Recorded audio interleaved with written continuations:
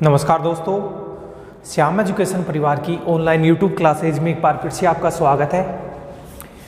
दोस्तों, हम BSc part second की बात करते हैं जिसमें अपनी पीडी चल रही थी। कुछ क्वेश्चंस को और बताते हैं, उसके आगे मेथड सी का मेथड के बारे में चर्चा करता हूं, जिसमें अपन पीआई निकालने के एक शॉर्ट मेथड के बारे में डिस्कस करेंगे।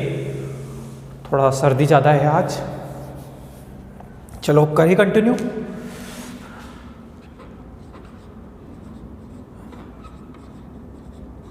बीएससी पार्ट सेकंड अपना पीडी चल रहा था। जो बच्चे अपनी कंटिन्यू क्लास ले रहे हैं उनको पता है कि भाई कितना अपना मैटर हो गया।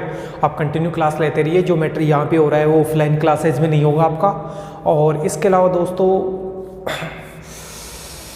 आप अगर अभी तक आपने चैनल को सब्सक्राइब नहीं किया तो सब्सक्राइब करें, वीडियोज़ को लाइक करें और अपने दोस्तों तक शेयर करें ज़्यादा से ज़्यादा। और आप ऑनलाइन देखने की कोशिश करें जिससे हमें पता चले कि कितने बच्चे अपने वीडियोज़ को देख रहे हैं। आप डाउनलोड मत किया करो, ऑनलाइन वीडियोज़ को देखा करो। कंटिन्यू अपन करें।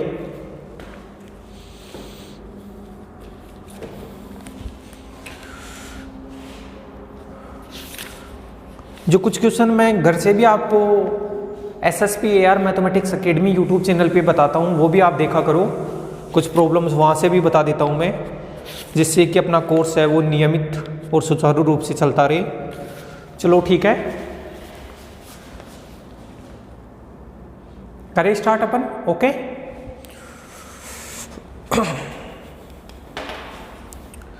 दोस्तों एक एग्जाम्पल नंबर 7 है।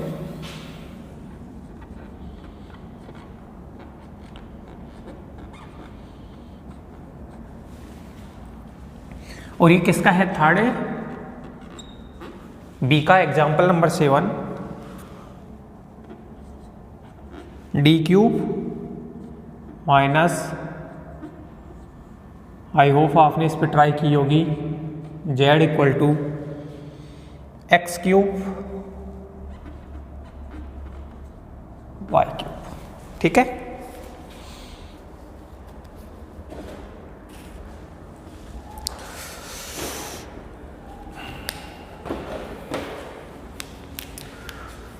सबसे पहले तो दोस्तों अपन क्या करें कि इसका सहायक समीकरण लिखते हैं। सहायक समीकरण लिखने के लिए डी की जगह एम और डी डैश की जगह 1 कर दिया जाता है। तो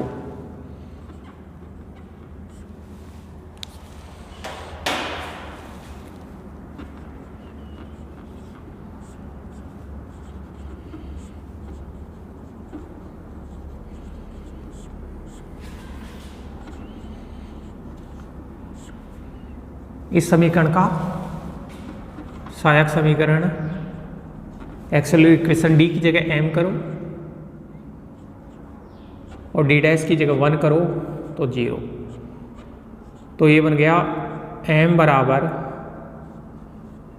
1/क्यूब। आपने क्यूब रूट ऑफ यूनिटी पढ़ा होगा।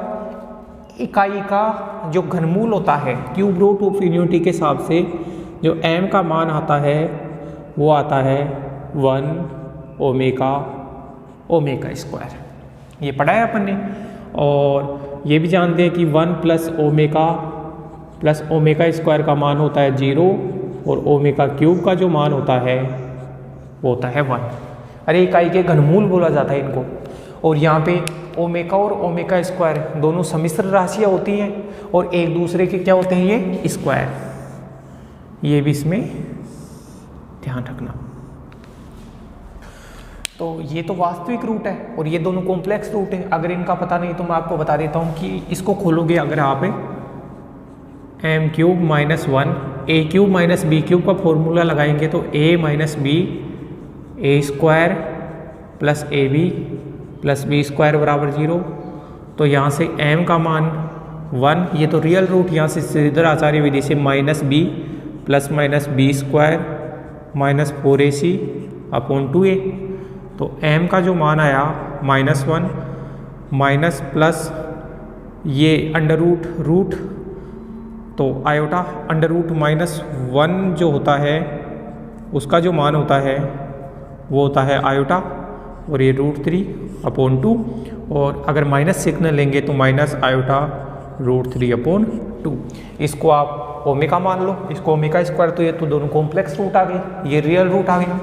तो इसलिए जो सी एफ आप लिखोगे वो लिखोगे phi 1 Y plus m1x, m1 का मान 1 मान लो, प्लस फाई 2 दूसरा root y plus omega X plus phi 3 y plus omega square X. ये सी एफ आ गया।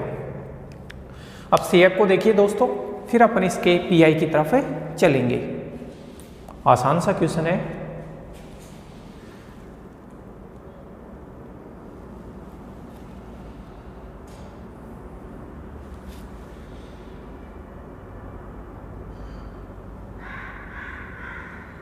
चले आगे।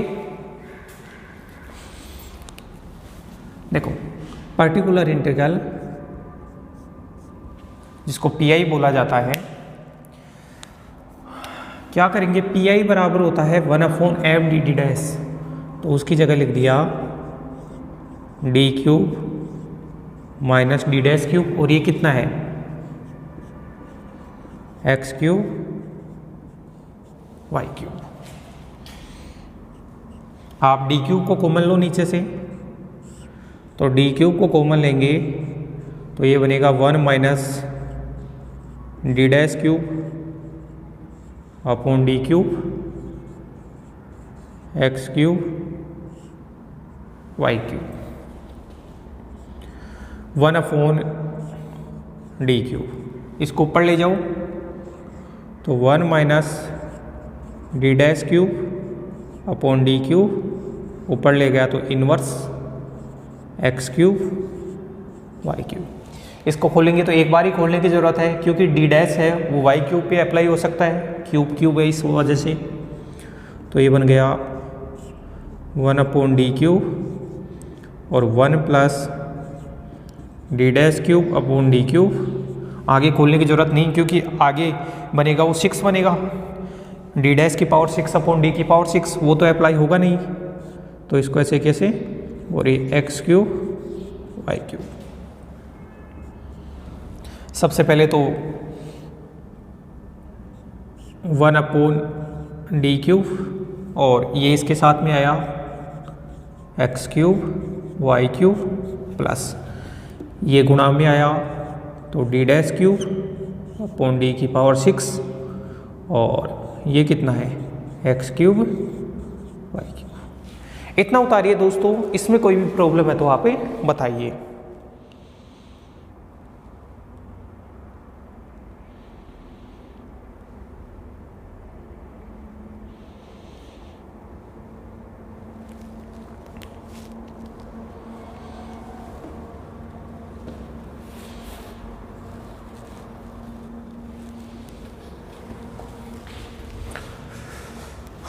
चलिए अपन आगे।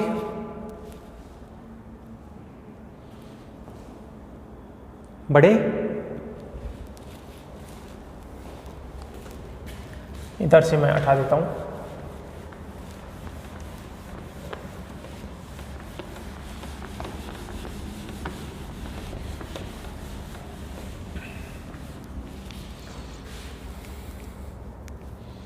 देखना यहां से, अगर 1/d है, अगर d नीचे है इसका मतलब x के सापेक्ष समाकलन करना है, और जब भी x के सापेक्ष समाकलन करते हैं तो y को कांस्टेंट की तरफ मानते हैं।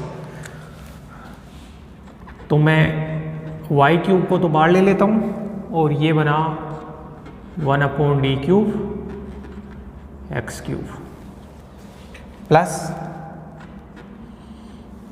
देखो 1/d6 इस x क्यूब को आगे ले आए, क्योंकि d डैश है वो तो y क्यूब पर अप्लाई होगा, और d dash cube y cube. d dash का मतलब होता है दोस्तों डेल अपॉन डेल y। इसका मतलब पहली बार अगर आप d डैश y क्यूब करोगे, जैसे d dash cube y cube करना है आपको, इसका मान निकालना है, तो पहले तो d डैश स्क्वायर और एक डी डैश इसके ऊपर अप्लाई करोगे तो 3y स्क्वायर, फिर दोबारा डी डैश अप्लाई करोगे तो 3 तो कांस्टेंट है, y स्क्वायर का 2y तो 6y, फिर ये डी डैश अप्लाई करोगे टू 6। तो ये इस पूरे का मान है, इस पूरे का मान तो आ गया 6, तो ये बन गया ऊपर 6x cube Y cube 1/d²। 1/d को अलग कर लिया। 1/d का मतलब होता है x के सापेक्ष समाकलन। एक बार समाकलन करेंगे तो बनेगा x की पावर 4/4 प्लस इस पूरे का मान 6, तो 6x क्यूब अपॉन d6। ठीक है दोस्तों, अब समाकलन करते जाओ y क्यूब 1/d, फिर से आप समाकलन करोगे तो x की पावर 5/5, तो 4 तो पहले से था और 5 और ये आ गया 6 1/d5। एक बार समाकलन करो इसका, x की पावर 4/4, एक d कम हो गया और समाकलन हो गया।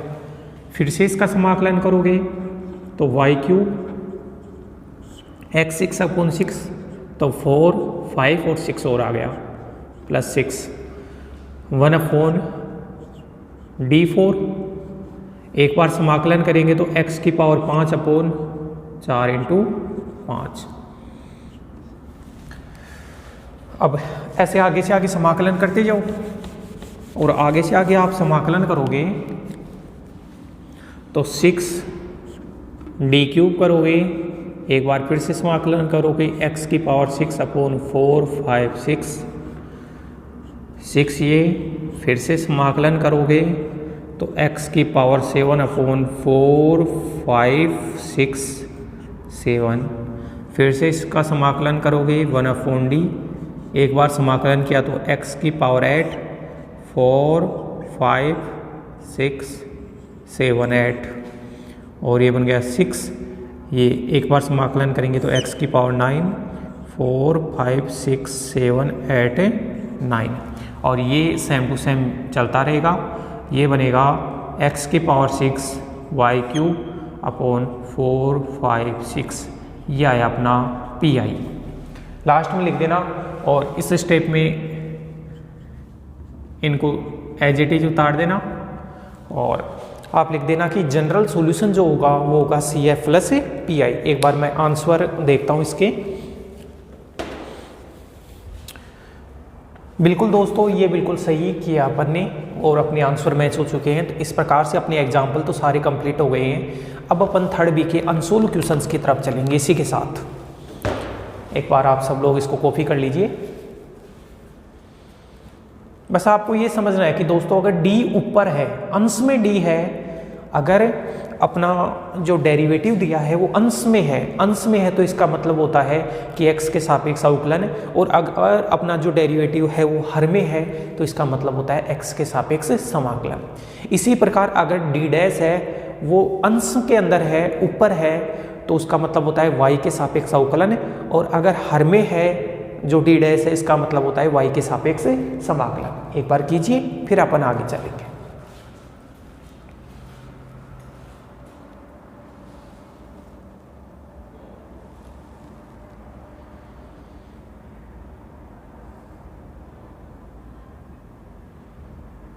चले आगे।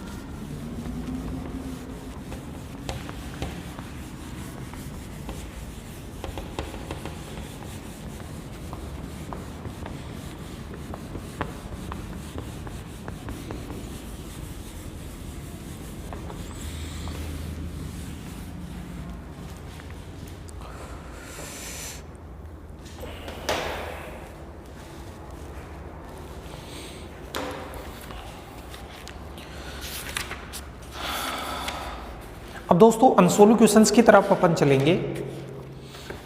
तो कुछ अनसोल्व क्वेश्चन तो मैं यहाँ पे बता देता हूँ आपको, और फिर बाकी के जो भी अनसोल्व क्वेश्चन होंगे वो देखो मैं थोड़ा आपको बता देता हूँ कि अपन क्या करने वाले हैं। कि थर्ड जो बी है उसके अनसोल्व क्वेश्चन करेंगे। कुछ अनसोल्व क्वेश्चन तो मैं यहाँ पे बता दूंगा, और कुछ अनसोल्व क्वेश्चन ये जो लेक्चर है वो तो AR मैथमेटिक्स एकेडमी पे देखना, और जो कुछ अनसोल्व क्वेश्चन हैं वो SSP AR मैथमेटिक्स एकेडमी पे मैं घर से डाल दूंगा।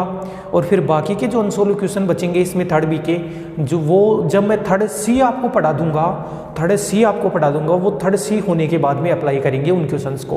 क्योंकि थर्ड सी में दोस्तों मैं PI निकालने का एक शॉर्ट मेथड आपको बताऊंगा थर्ड सी में, तो जो भी बाकी के कुछ अनसोल्व क्वेश्चन बच जाए वो थर्ड सी होने के बाद में अपन थर्ड बी के क्वेश्चंस को करेंगे। जैसे कुछ क्वेश्चंस के बारे में डिस्कस करें।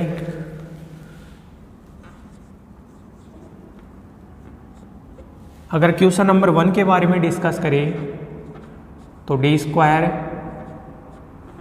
Minus d² equal to x minus Y. Question लिख लो आप।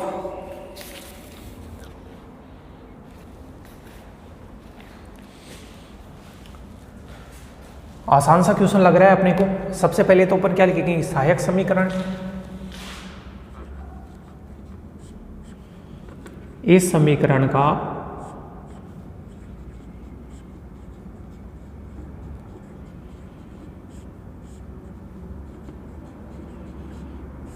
सहायक समीकरण D की जगह M,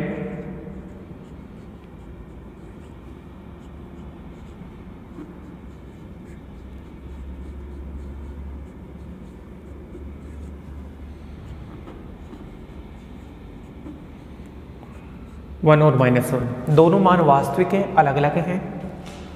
तो जो CF होगा φ1 y plus X plus φ2 y minus m1 मान लिया, m2 को -1 मान लो तो -x। ये हो गया सहायक समीकरण। अब इम्पोर्टेंट है इसका PI, ये हो गया CF, और इम्पोर्टेंट है इसका PI बराबर होता है 1/FD। तो d² माइनस d² और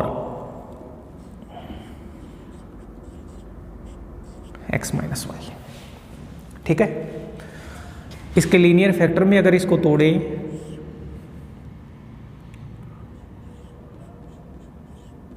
d plus d dash d minus d dash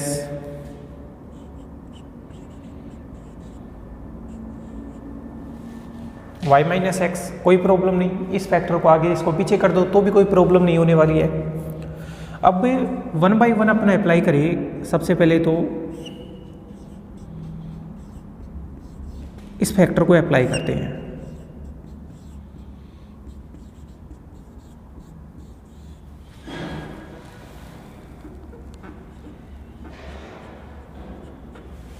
ये कितना है भाई,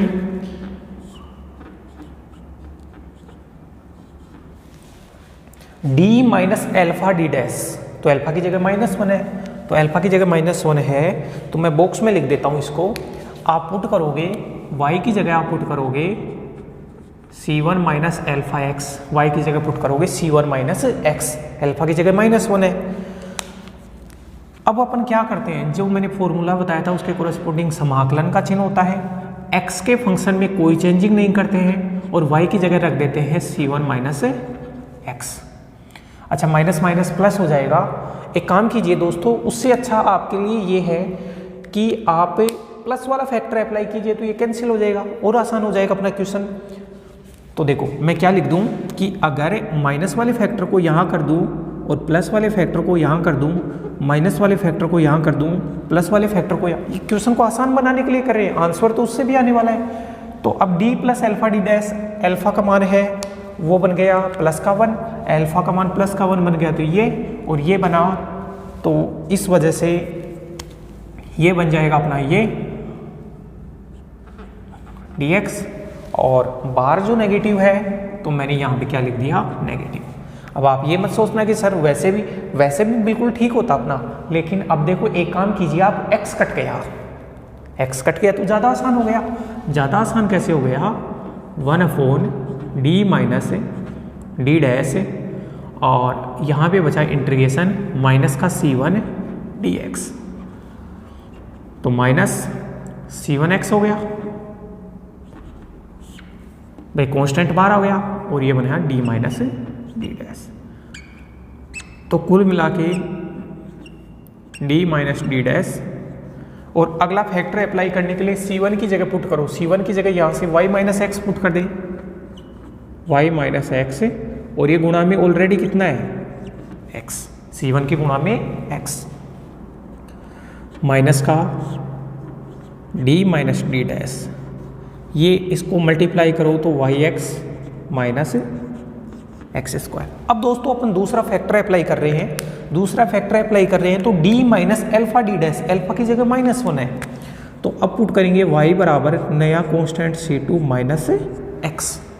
C2 माइनस एक्स दोस्तों आप अप्लाई करोगे तो ये बना माइनस का इंटीग्रेशन y की जगह C2 minus x into x, और इस फंक्शन में कुछ नहीं करना है, x का फलन है, ये कितना था एक्स स्क्वायर और dx माइनस,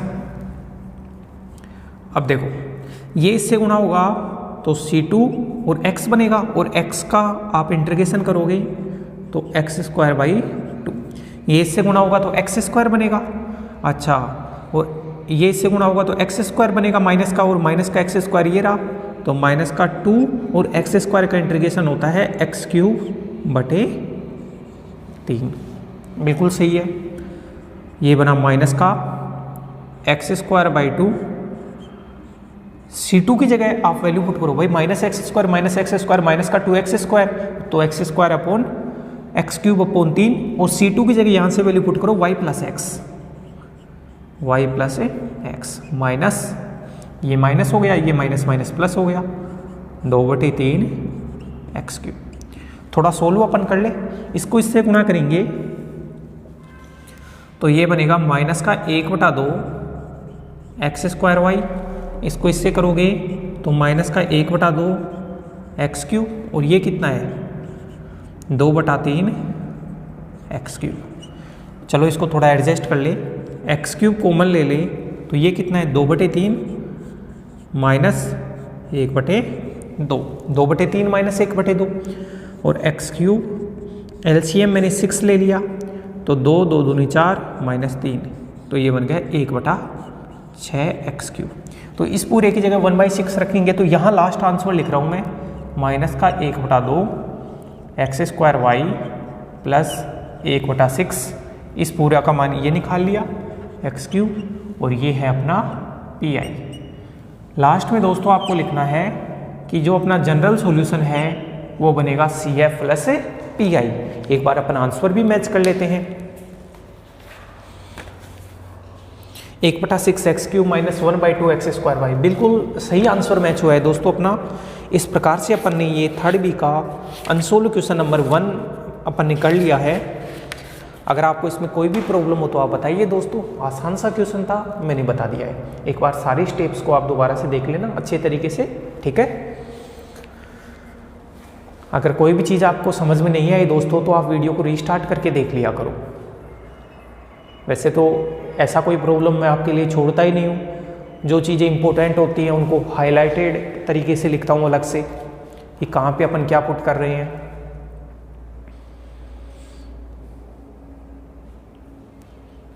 करो फिर इसको, अगले क्वेश्चन पे अपन चलेंगे।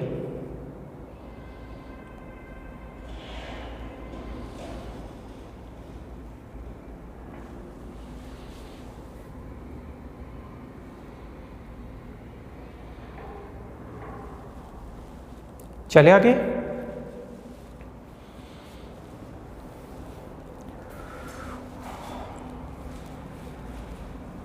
चलो हटा देता हूं मैं।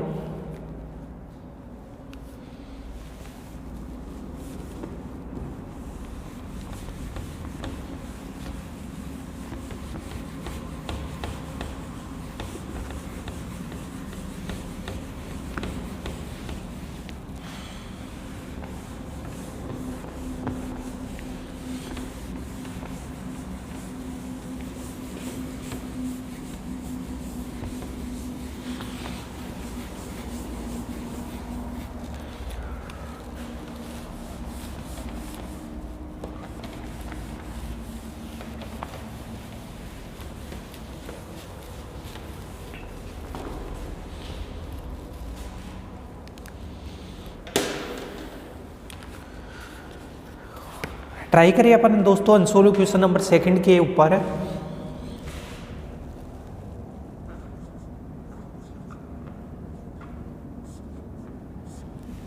क्वेश्चन नंबर 2 क्या दिया है अपने को, D square minus 6dd dash plus 9 D dash square Z equal to 12x square plus 36xy। Okay, बिल्कुल सही है क्वेश्चन। आप क्वेश्चन को 2 बार देख के उतारना। और अब इसके सॉल्यूशन पार्ट के ऊपर अपन चलें।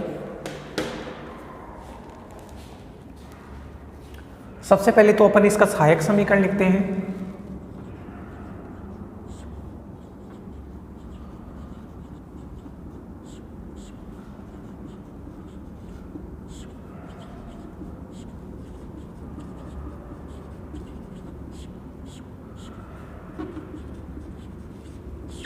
इस अवकल समीकरण का सहायक समीकरण, डी की जगह m पुट करो, m square minus 6m plus 9 बराबर 0। डी की जगह m और डी डैश की जगह 1 पुट करोगे तो ये बना m माइनस 3 का होल स्क्वायर बराबर 0 और ये बना m बराबर 3 और 3। दोनों रूट हैं वो रियल है और रिपीट कर रहे हैं तो जो CF लिखा जाएगा वो लिखा जाएगा 5 1y plus 3x 5 1y plus 3x plus x 5 2 y plus 3x। अगर रिपीट करता है तो x मल्टीप्लाई में आ जाता है। थोड़ा इंक डाल लेता हूँ मैं, तब तक आप इसको देखिए, फिर इसके PI की बात करेंगे दोस्तों अपन।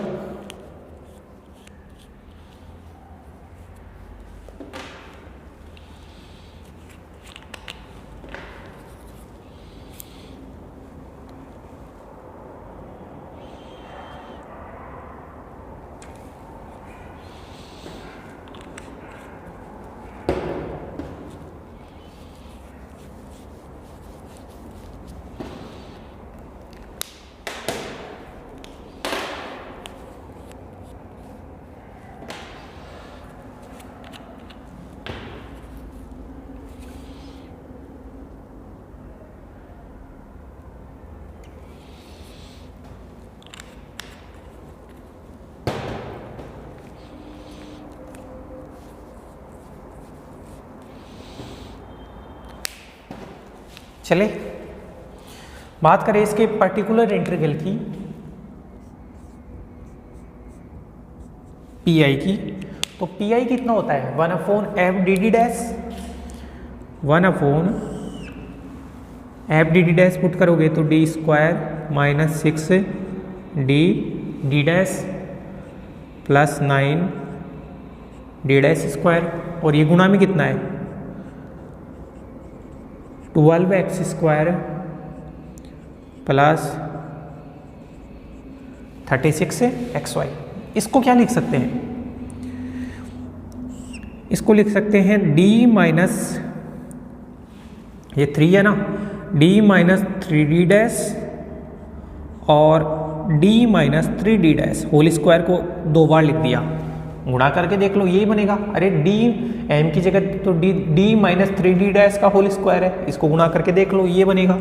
और यहाँ पे 12x square plus 36xy।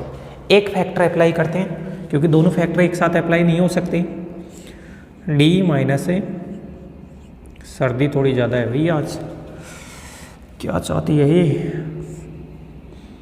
d minus 3d dash और ये कितना लिखा हुआ है 12x स्क्वायर प्लस 36xy। अब ये फैक्टर अप्लाई करते हैं तो d minus alpha D dash, alpha की जगह -3 है तो आप क्या करेंगे, आप पुट करेंगे कि y की जगह पुट करेंगे c1 माइनस एल्फा की जगह -3 है तो तो C1 माइनस 3x ये पुट करेंगे तो जो कंटिन्यू जो PI चल रहा था, पर्टिकुलर इंटीग्रल चल रहा था, वो कितना होगा। ये फैक्टर तो बचा हुआ है d माइनस 3d डैश, ये तो बचा हुआ है। और यहाँ देखो इंटीग्रेशन, भाई x के फलन के साथ तो कुछ भी नहीं करना है, तो 12x² ऐसे कैसे प्लस 36x को ऐसे कैसे, और y की जगह कितना पुट कर देना है, C1 माइनस 3x, और इस पूरे का इंटीग्रेशन dx। ये बना d माइनस 3d डैश। आप इसका इंटीग्रेशन करोगे तो 12x³ बटे 3, तो 3 है वो इसको कैंसिल करेगा तो 4x³। इसको इससे करो प्लस का 36 C1, और x का इंटीग्रेशन होता है x²/2 माइनस 36 को इससे करोगे तो 108, और x और x x², तो उनका इंटीग्रेशन होगा x³ बटे 3। ऐसा करने से ये बना d माइनस 3d डैश, ये 18x², और C1 की जगह वापस पुट कर दो y प्लस 3x। कितना पुट कर दे, y प्लस 3x। इसमें 3 का भाग दो तो कितना आएगा 36, और 36x³ में से माइनस के तो 36, और ये प्लस के 4 तो माइनस के 32x³। चलो ठीक है, x² x³ बटे 3 बिल्कुल सही है 36, और ये कहाँ, ये प्लस के 4 और ये ओके। अब दूसरा फैक्टर अप्लाई करते हैं। अच्छा एक बार इनको मल्टीप्लाई भी अपन कर लेते हैं, तो 1/d माइनस 3d डैश, इसको इससे किया तो 18x²y, इसको इससे किया तो 18 54, और 32 निकला तो 54 में प्लस का 22x³, जो भी होगा वो देख लेते हैं। अब सेकंड फैक्टर अप्लाई करते हैं, तो अब y की जगह C2 माइनस 3x, तो C2 माइनस 3x पुट करेंगे तो ये बनेगा 18x², y की जगह C2 माइनस 3x, और प्लस इसको ऐसे कैसे, x के फलन के साथ कोई छेड़खानी नहीं करनी है, और ये dx। इंटीग्रेशन, अच्छा इंटीग्रेशन को तो हटा देते हैं, अभी इंटीग्रेशन कर ही देते हैं। 18c2, इसको इससे किया तो x² का इंटीग्रेशन होता है x³ बटे 3 माइनस 18 54, इसको इससे किया तो x³ और x³ का इंटीग्रेशन होता है x⁴/4 प्लस 22, और इसका होगा x⁴/4। इसमें इसका भाग दोगे तो 6x³, और C2 की जगह अब वापस y प्लस 3x, और ये बनेगा माइनस का, ये तो x⁴/4 तो कॉमन आ जाएगा, तो ये 32/4x4। इसको इससे मल्टीप्लाई करोगे तो 6x³ और इसको इससे करोगे तो 6×18x4, और इसमें भाग दोगे तो माइनस का 8x4, तो ये कुल मिला के 6x³ प्लस 10x4। मैं आंसर इसके मैच करने की कोशिश करता हूँ, बिल्कुल सही मैच हुए हैं अपने। तो इस प्रकार से दोस्तों लास्ट में आपको लिखना है कि गिवन जो PDE है उसका जो जनरल सॉल्यूशन है वो है CF प्लस PI। आप इसको देखिए, और इसमें कोई भी प्रॉब्लम है तो दोस्तों बताइए, थोड़ी सी कैलकुलेशन है वो तो आपको करनी है, ठीक है। इसको आप कॉपी कीजिए, साथ के साथ अपने नोट्स प्रिपेयर करते रहना, क्योंकि बाद में फिर आपको ये सब टाइम नहीं मिल पाएगा ये सारी चीज़ें आपको करने का।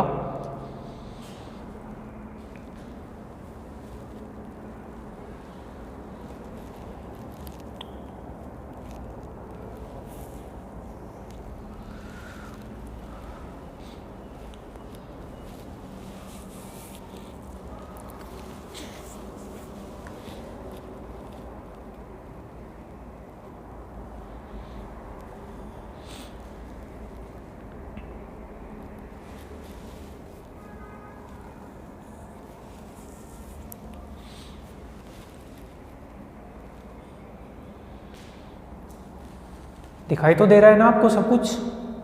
आप 480 पिक्सल पे देखा करो इनको, आप 480 पिक्सल पे देखा करो वीडियोज को। नेट रिचार्ज करवा लो अच्छा सा, ठीक है।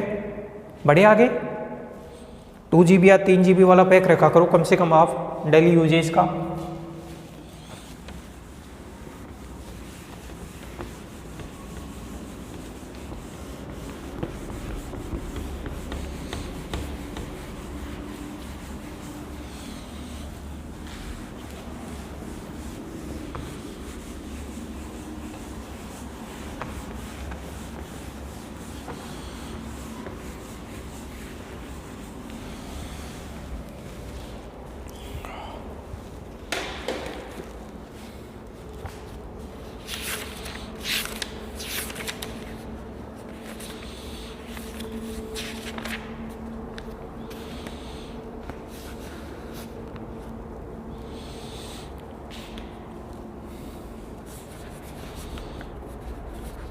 Question number 3,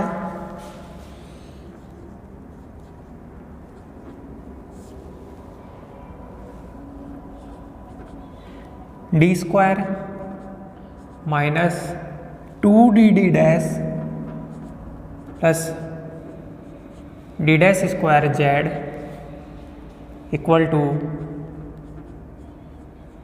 12xy। D square minus 2dd dash plus D dash square Z equal to 12xy। दोस्तों ये क्वेश्चन नंबर 3 है।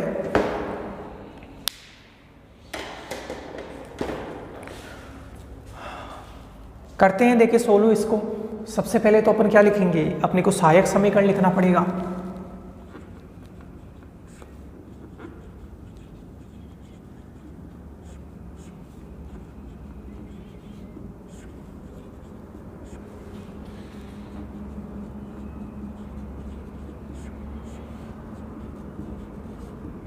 डी की जगह 1, डी की जगह सॉरी एम और डी डैश की जगह 1, तो एम स्क्वायर माइनस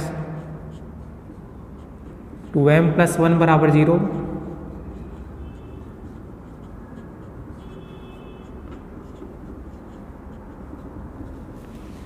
दोनों रूट हैं अपनी वास्तविक हैं और रिपीट कर रहे हैं तो आप CF लिख दोगे phi 1 y plus X plus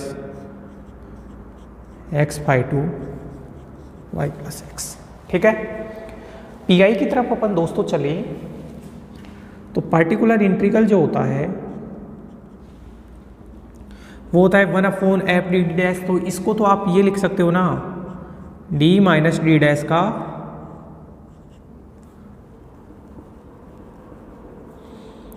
d minus D dash का होल स्क्वायर, और ये कितना है 12xy। और इसको लिख सकते हो d माइनस डी डैश और 1/, में d माइनस डी डैश 2 बार लिख दिया इसको 12xy d minus D dash. अब देखो अल्फा का मान d minus alpha D dash होता है फॉर्मूले में, तो अल्फा का मान -1 है, तो y की जगह आप पुट करोगे c1 माइनस एक्स। y की जगह पुट करेंगे c1 minus x, integration 12x के साथ ऐसे कैसे y की जगह पुट करेंगे c1 माइनस एक्स और ये dx। ओके फ्रेंड्स, इसको लिखेंगे 1/d माइनस डी डैश। देखो इसको इससे किया तो 12c1 और x dx, x का इंटीग्रेशन होता है x स्क्वायर बाई 2 माइनस इसको इससे किया तो 12x स्क्वायर, इसको इससे किया तो x स्क्वायर का इंटीग्रेशन होता है x क्यूब बटे 3, ये बना d माइनस डी डैश, इसका भाग दिया तो 6x स्क्वायर और c1 की जगह वापस पुट कर दो y प्लस एक्स और माइनस का 4x क्यूब, ये बना d minus D dash 6x² y, इसको इससे करेंगे तो 6x³ तो -4x³ है तो 2x³। अब दूसरा फैक्टर अप्लाई करते हैं, तो अब y की जगह फिर से C2 - x पुट करेंगे, क्योंकि अल्फा का मान यहाँ भी -1 है, d - अल्फा d डैश होता है। तो फिर से इंटीग्रेशन 6x² ऐसे कैसे, और y की जगह आपकी बार लिख दिया C2 - x प्लस x के फलन के साथ कुछ नहीं करना है, और ये dx। इंटीग्रेशन को हटा देता हूँ मैं। 6C2 x² dx, x² का होता है x³/3, ये कितना है -6, इसको इससे किया तो x³ का होता है x4/4, और ये 12 है, ये सॉरी 2, तो 2x4/4, तो pi बराबर इसमें इसका भाग दिया तो 2x³, और C2 की जगह यहां से पुट करो y + x, और x4/4 तो बार, और ये माइनस का 4 बचेगा, -4 में भाग दिया तो x4, तो 2x³ और 2x4, और ये माइनस का x4 तो प्लस का x4। अपन आंसर मैच कर लेते हैं, लिख देना गिवन PD का general solution CF plus PI। हाँ बिल्कुल सही है, बिल्कुल सही मैच हुए हैं दोस्तों। इस प्रकार से आप इस प्रत्येक क्वेश्चन को किया करो। आई होप आपने कर भी लिए होंगे ये क्वेश्चन, तो सारे बच्चों को अपन साथ लेते हुए चलेंगे और क्वेश्चन को आप करो, ठीक है।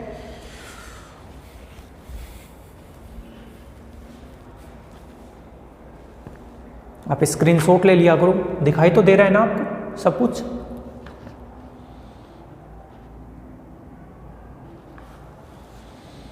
या थोड़ा और जूम करूं इसको,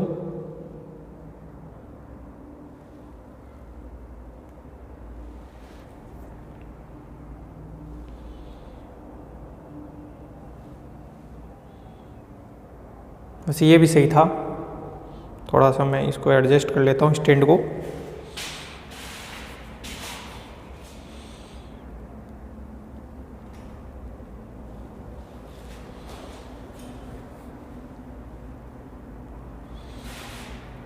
थोड़ा सा मैं स्टैंड एडजस्ट कर लूँ।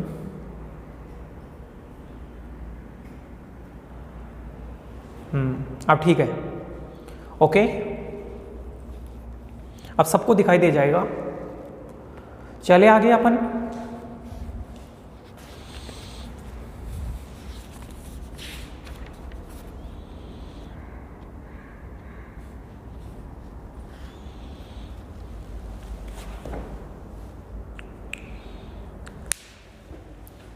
अठारह हूं मैं इसको।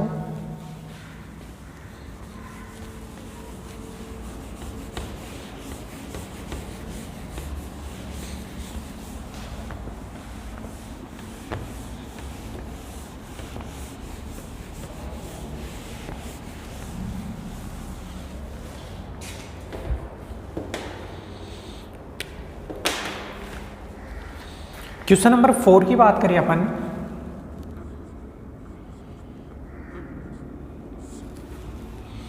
फोर अपने को दिया है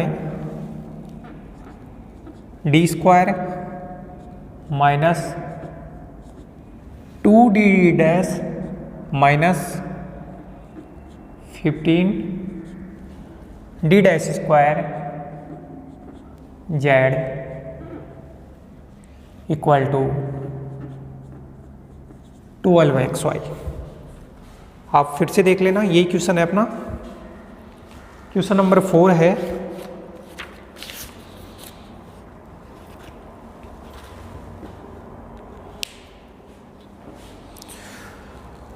सबसे पहले तो दोस्तों इसका CF निकालेंगे, और CF निकालते हुए अपन PI के बारे में बात करेंगे।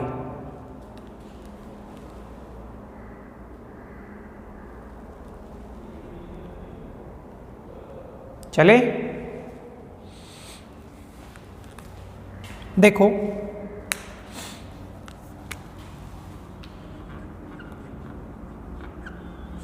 सॉल्यूशन दिए गए अवकल समीकरण का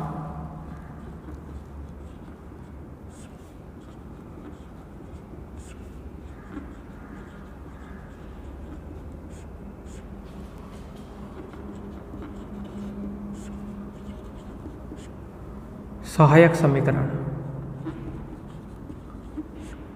या आंशिक और लिख देना तो और अच्छा हो जाएगा। डी की जगह एम पुट करो, M square minus 2m minus 15 बराबर 0। बताओ इसको m माइनस 5 और m प्लस 3 लिख दे तो कोई दिक्कत नहीं है। और यहाँ से 2 रूट आए, m का मान आया 5 और माइनस 3। दोनों वास्तविक और अलग अलग हैं, तो CF क्या लिखेंगे? अतः कॉम्प्लीमेंट्री जो फंक्शन होता है CF बराबर होता है phi1 y plus 5x plus phi2 y minus 3x। ठीक है दोस्तों, ये CF हो गया। इंपॉर्टेंट है इसका PI, तो PI की बात करते हैं। पार्टिकुलर इंटीग्रल की अगर अपन बात करें, पार्टिकुलर इंटीग्रल में 1/, इसके फैक्टरी लिख देता हूं मैं सीधे। इसके फैक्टर होंगे d माइनस 5d डैश और d प्लस 3d डैश, इसके फैक्टर लिख दिए। और ये कितना है? 12xy। सबसे पहले तो इसको तो रोक लेते हैं, d माइनस 5d डैश, ये कितना है? d plus 3d dash into 12xy, तो ये है d minus 5d dash.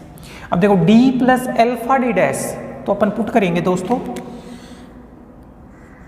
y की जगह पुट करेंगे c1 plus 3x, c1 plus alpha x, तो c1 plus 3x।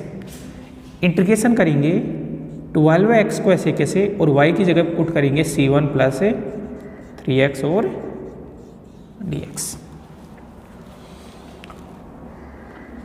PI equal to 1/d minus 5d dash. ये देखो 12c1 और x का जो इंटीग्रेशन होता है दोस्तों, वो होता है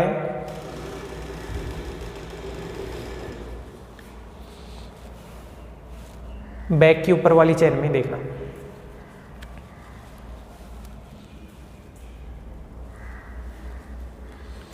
x का जो इंटीग्रेशन होता है वो होता है x²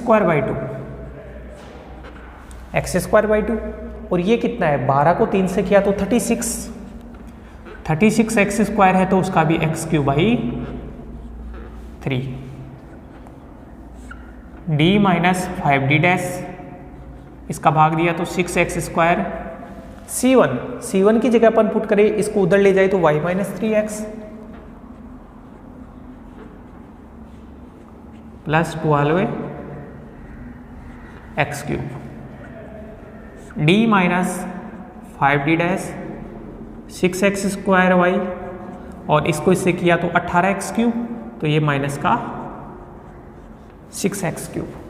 भाई 12 कम हो गया ना। अब ये वाला फैक्टर अप्लाई करिए, तो d minus alpha d dash, तो y की जगह मैं पुट करूंगा c2 minus 5x, c2 minus 5x put करूंगा तो ये बनेगा इंटीग्रेशन 6x² y की जगह c2 माइनस 5x और माइनस का 6x³ और ये dx। इसको 6c2 x² का होगा x³/3 माइनस इसको इससे किया तो 30x³ तो x4/4 माइनस 6x4/4, तो 2x³ y की जगह यहाँ से पुट किया तो c2 की जगह पुट किया तो y प्लस 5x माइनस इसमें ये बनेगा 36/4 x4, तो 2x³ plus 10x4 minus 9x4,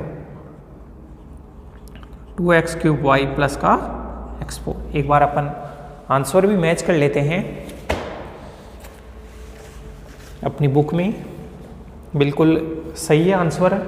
तो इस प्रकार से दोस्तों अपना क्वेश्चन नंबर 4 हो गया है। आप इसको देखिए, इसमें कोई प्रॉब्लम है तो बताइए। अब इतने सारे क्वेश्चन कर लिए तो आपको पता तो चल गया होगा कि किस प्रकार से क्या क्वेश्चंस आता है और किस प्रकार से क्या क्वेश्चंस को अपन सोल्व करते हैं।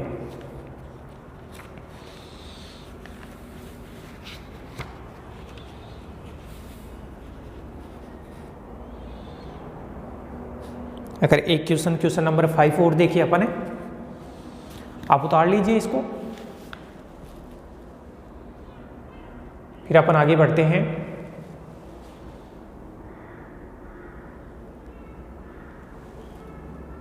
ठीक है,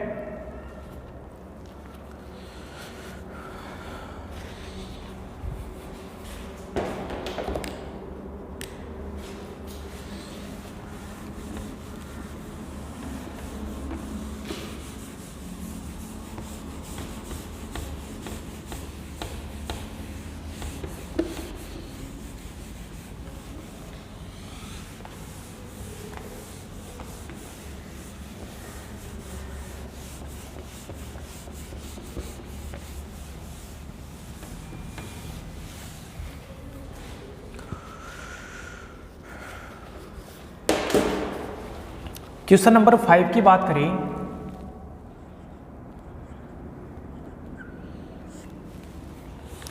फाइव अपने को दिया है R A plus B S plus A B T बराबर एक्स वाई, ऐसे कुछ दिया है दोस्तों अपने को क्वेश्चन नंबर 5। तो सबसे पहले क्वेश्चन नंबर 5 करने के लिए आपको ये पता होना चाहिए कि आर एस ओ टी क्या होते हैं। तो मैंने ये पहले भी बता दिया था आर एस ओ टी। तो सॉल्यूशन पार्ट में अपन चलेंगे भाई। आर का मतलब होता है del two Z upon del X square plus A plus B, S का मतलब होता है del two Z upon del X del Y, और ए बी ओ टी का मतलब होता है del two Z upon del Y square equal to X Y. ठीक है, इस समीकरण को ऐसे भी लिखा जा सकता है भाई D square plus A plus B D D dash plus A B D dash square और Z equal to X Y. सहायक समीकरण लिखे तो डी की जगह एम ओ, डी डैश की जगह 1। इस समीकरण का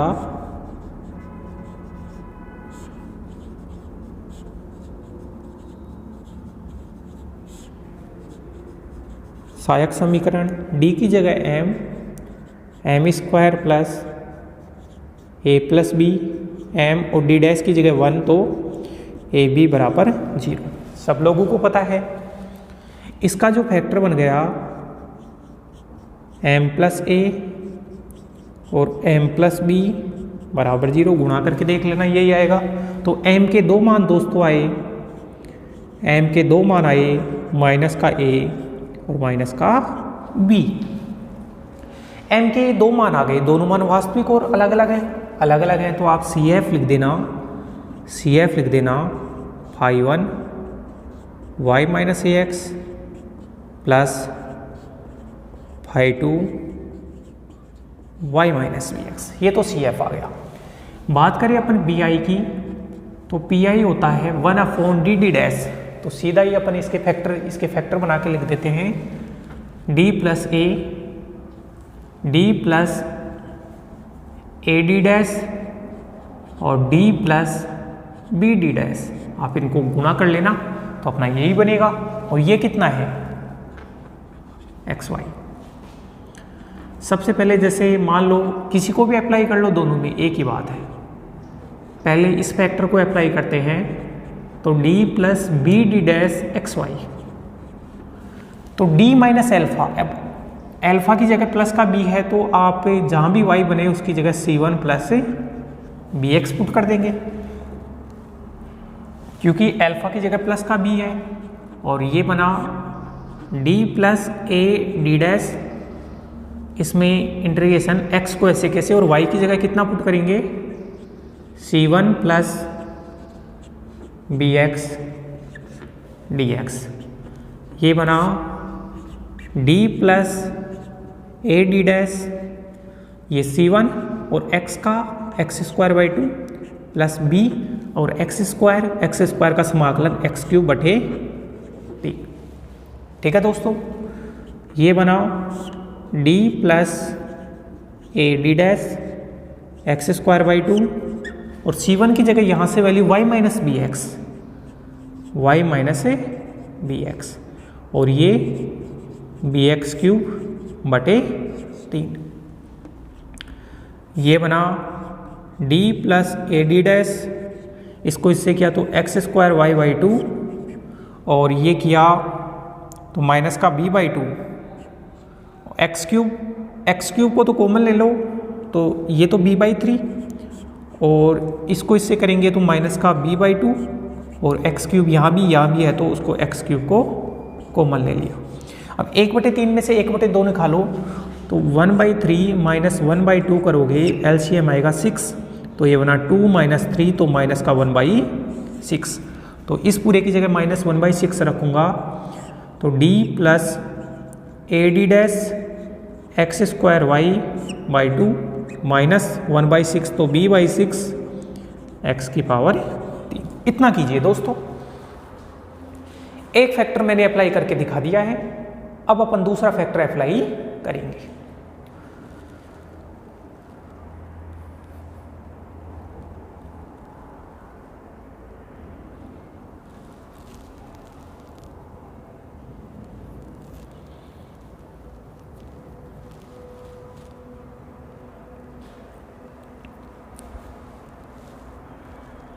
चले आगे।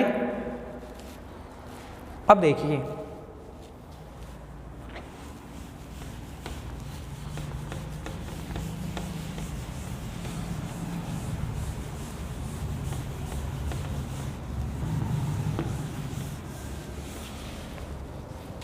यहां से मैं पुट करूंगा y की जगह c2 प्लस ax, भाई अल्फा की जगह प्लस का a है तो आप देखना यहाँ से जो pi बनेगा वो बनेगा इंटीग्रेशन एक्स स्क्वायर बाई 2 तो ऐसे कैसे, और y की जगह c2 प्लस ax